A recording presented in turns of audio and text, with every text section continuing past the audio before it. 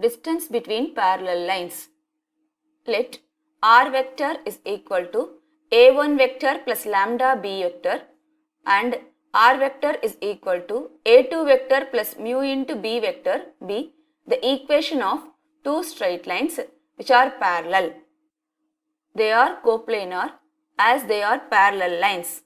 Now, vector a1 is the position vector of a point S on L1 and a2 is the position vector of a point T on L2. As L1 and L2 are coplanar, if the foot of the perpendicular from T on the line L1 is P, then the distance between the lines L1 and L2 is equal to modulus of Tp. Let theta be the angle between the vectors ST and B. Now, vector B cross vector ST is equal to modulus of B into modulus of ST into sin theta multiplied by unit vector n cap.